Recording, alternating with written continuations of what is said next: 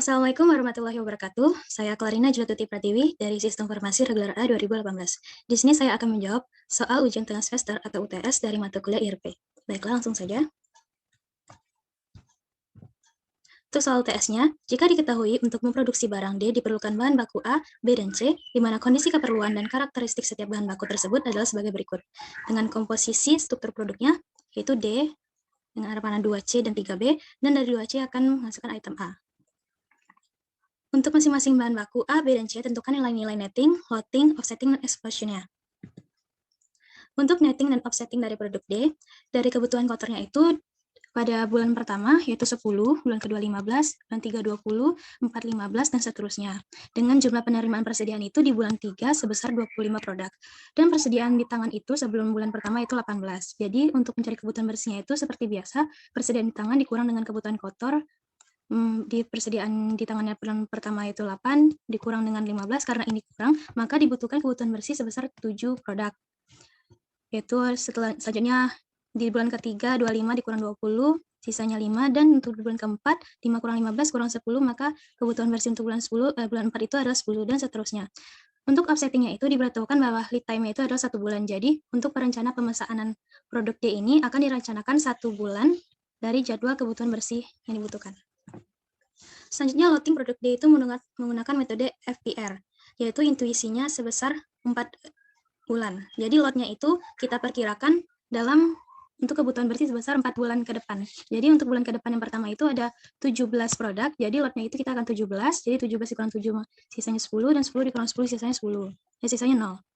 Dan untuk 4 bulan selanjutnya itu adalah 86 produk, jadi 86 produk ini dikurang dengan kebutuhan bersihnya 28 di lot, jadi persediaannya tinggal 58, 58 kurang 15 sisanya 43, dan seterusnya.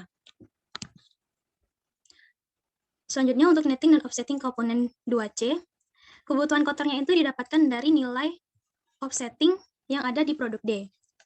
Dengan nilainya itu dikalikan dengan 2, jadi kebutuhan kotor dari komponen 2C ini didapatkan dari 2 kali nilainya offsetting produk D. Diberitakan jumlah penerimaan persediaan itu pada bulan ketiga itu 8, bulan 4 10, dan bulan 6 20.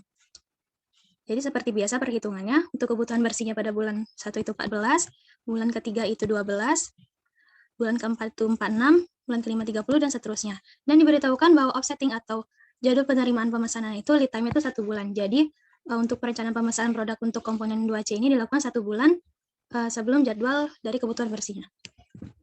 Selanjutnya, loading komponen 2C menggunakan metode L4L. Metode F4L ini atau load for load ini, ukuran lotnya akan selalu sama dengan kebutuhan bersih karena metode L4L ini mengurangi biaya untuk biaya penyimpanan barang atau persediaan. Jadi lotnya akan sama dengan kebutuhan bersih. Kalau kebutuhan bersihnya 14, maka lotnya 14.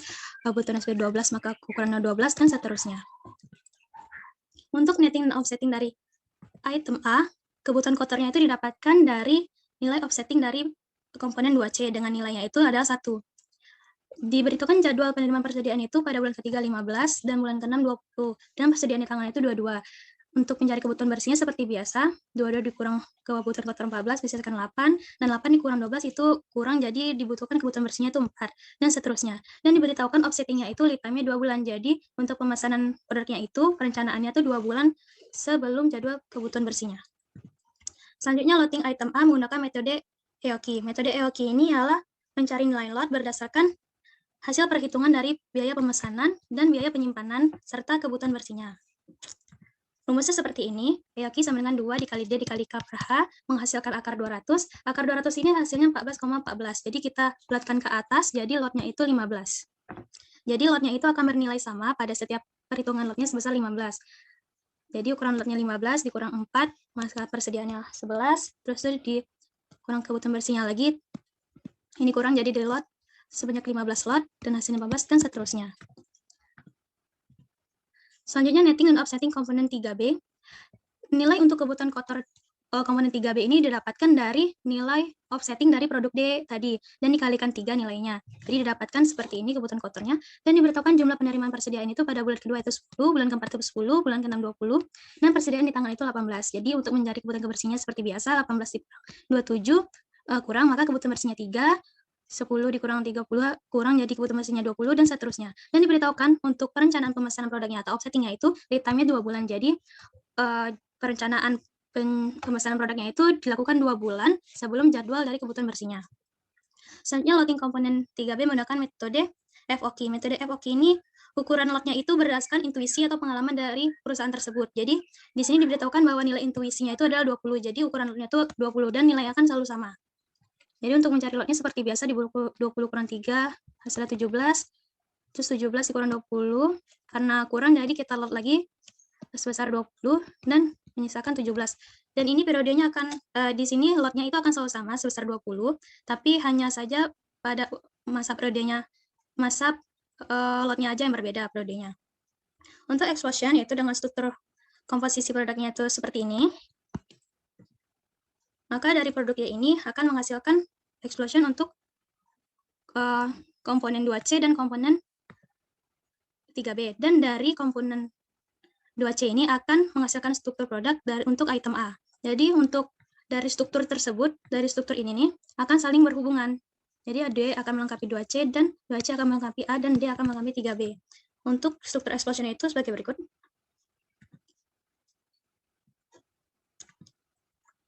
Jadi untuk kesimpulannya itu, bahwa untuk mencarikan produk dalam komponen 2C dan komponen 3B dan serta item A ini dibutuhkan perhitungan dari struktur produk di awal produknya itu, yaitu adalah produk D. Jadi produk D ini akan menghasilkan struktur produk untuk 2C, dan produk D juga akan menghasilkan struktur produk untuk 3B. Serta 2C ini akan menghasilkan struktur produk untuk item A. Jadi kesimpulannya, untuk mengetahui kebutuhan item atau komponen produk selanjutnya dibutuhkan rencana pemesanan dari struktur produk sebelumnya. Seperti struktur produk dari soal saat ini.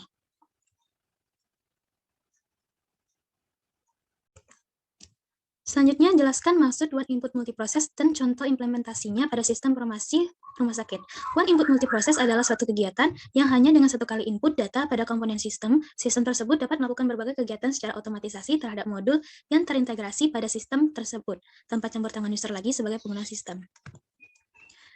Contoh implementasinya pada RS itu biasanya pada pemasukan barang dan inventaris, yang dalam IRP biasanya dikenal dengan modul SCM atau Supply Chain Management. Dengan menginput sumber dasar dari data-data pasien dan data supplier, kita nantinya dapat mengetahui jumlah barang kebutuhan pada RS, aset properti RS, keputusan efisien untuk pasien, dan ketersediaan obat-obat pada RS, dan lain-lain, yang setiap komponennya sudah terintegrasi satu sama lain. Jadi nantinya kalau misalnya nanti kita hanya menginput data-data pasien dan data supplier tentang obat atau kebutuhan medis yang lainnya, nanti itu proses sistem itu dapat langsung menghasilkan secara otomatisasi apa yang kita mau, seperti kebutuhan RS pada alat medis atau aset properti yang ada pada RS, terus itu bahkan ketersediaan obat-obat pada RS. Jadi itulah contoh one input multiproses pada sistem rumah sakit. Selanjutnya, gejala-gejala awal sebagai pedoman penilaian pelaksanaan IRP itu apakah berhasil ataukah akan mengalami kegagalan. Biasanya pada waktu dan biaya saat implementasi melebihi anggaran.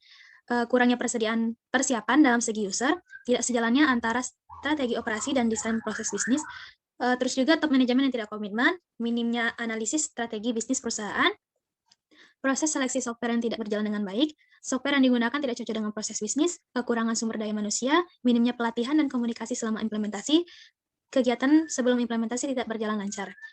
Ini bukan beberapa gejala-gejala yang dapat kita lihat saat kita melaksanakan implementasi ERP. Jadi kalau misalnya kita mengalami gejala tersebut, bisa saja implementasi ERP kita berjalan tidak baik. Sekian jawaban UTS dari saya. Apabila terdapat kesalahan, saya mohon maaf. Terima kasih atas perhatiannya. Saya akhiri dengan wassalamualaikum warahmatullahi wabarakatuh.